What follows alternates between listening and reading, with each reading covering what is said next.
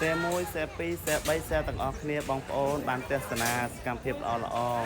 ngày nay là kêu cha ta ca đặt nóm lụng cha đại chia sang mà nãy giờ coi bị tranh bị sắc xa riêng sâu máu cứ lụng chaเป็นtranh cô là cam tích đào dân đặt chỉnh chun mò pro ấy cả lại ní cứ xem là tầm điệp trong đại lu bong cọp lu hấp tậpประมาณ7 châu rồi 50 phẳng bong ôn á chung vinh cọt bay tròn máu đời xa tay để xa thì dân trời ca là nó tranh châu đặc đại đặc biệt tông rồi bóng ôn mừng hàng cào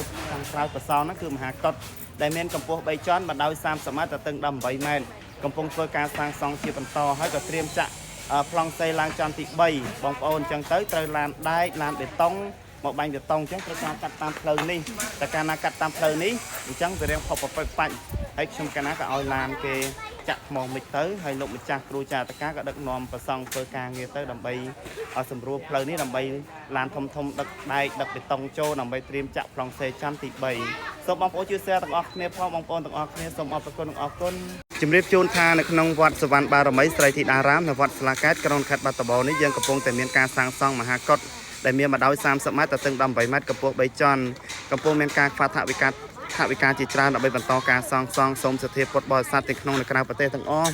សូមមេត្តាជួយជ្រះថ្លាចូលរួមណាបងប្អូនដើម្បីប្រសង់គ្រប់អង្គមករៀនសូត្រនៅទីនេះប្រមាណជាង200អង្គកំពុងជួបការលំបាកខ្វះខាតនៅរឿងទីសនេសនៈកុដិនេះមែនទែនចឹងហើយសូមពុទ្ធបរិស័ទទាំងក្នុងនិងក្រៅប្រទេសទាំងអស់សូមមេត្តាជួយជ្រះថ្លាចូលរួមកសាងកុដិ3ជាន់នេះបងប្អូនមើលឃើញធំទេកុដិនេះធំណាស់បើសិនជាសាងសង់រួចប្រសង់អាចគង់បានដល់ទៅ700អង្គឯណោះគឺច្រើនណាស់ហើយបុណ្យរបស់ពុទ្ធបរិស័ទដែលបានធ្វើក៏បានច្រើនដែរបងប្អូនសូមអនុមោទនាខ្ញុំបករណាសង្ឃឹមថាបងប្អូនដែលបានទស្សនានៅក្នុងវីដេអូនេះហើយនឹងជួយ share វីដេអូនេះជាបន្តទៀតដើម្បីឲ្យពុទ្ធបរិស័ទទាំងក្នុងនិងក្រៅប្រទេសទាំងអស់គ្នាបានរីករាយជ្រះថ្លានៅសកម្មភាពល្អរបស់ព្រះសង្ឃនៅក្នុងវត្តសវណ្ណបារមីស្រីធីតារាមនៅវត្តស្លាកែតក្រុងខេត្តបាត់ដំបងនេះក្នុងពេលល្ងាចដោយសារតែព្រះសង្ឃដែលជាសាមណសិស្សលោកដល់ម៉ោងចេញពីសិក្សារៀនសូត្រម៉ោង 4 ហើយអញ្ចឹងលោកគ្រូចាតកាក៏ដឹកនាំកម្លាំងធ្វើកិច្ចការងារទីទៅដើម្បីជញ្ជូនថ្មផេះដើម្បីយកមកចាក់នៅកន្លែងផ្លូវនេះព្រោះថាផ្លូវនេះគឺត្រូវឡានដែកដឹកដែករាប់តោនចូលស៊ីម៉ង់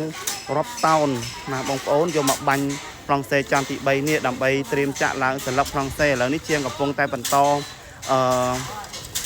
ត្រៀមចំទល់ត្រូប្លង់សេឲ្យបងប្អូនសង្ឃឹមថាវីដេអូនេះបងប្អូននឹងបានជួយចែករំលែកការ share ទាំងអស់គ្នានឹងរីករាយជ្រះថ្លាចូលរួមដើម្បីកសាងកុដិប្រកេនប្រសង់ឧទ្ទិសថ្វាយចំពោះព្រះពុទ្ធសាសនានិងប្រកេនចំពោះព្រះសង្ឃសាវកមករៀនសូត្រនៅទីនេះប្រមាណ200អង្គបងប្អូនឃើញស្រាប់តែម្ដងហើយព្រះសង្ឃច្រើនណាស់សូមអនុមោទនាសូមអរព្រគុណនិងអរគុណខ្ញុំប្រកាសណាសូមអធិស្ឋានភេទតផងសម្រាប់បងប្អូនអ្នកទស្សនាទាំងអស់គ្នាបើសិនជាមានការខុសឆ្គងត្រង់ប្រការណាមួយដែលកើតមានសង្ឃឹមតាមវីដេអូនេះបងប្អូនទស្សនាហើយនឹងបានជួយចែករំលែកការ share ហើយនឹងបានចូលរួមឧបត្ថម្ភជ្រុំជ្រៃសម្រាប់ការសាងសង់មហាកុដិនេះម្ដងទៀតដែលមានម្ដោយ30 ម៉ែត្រទៅទឹក18 ម៉ែត្រនិងកម្ពស់3ជាន់បងប្អូនអ្នកតាមដានប្រហែលជាដឹងច្រើនទេទាក់ទងពីការកសាងកុដិនេះណាបងប្អូន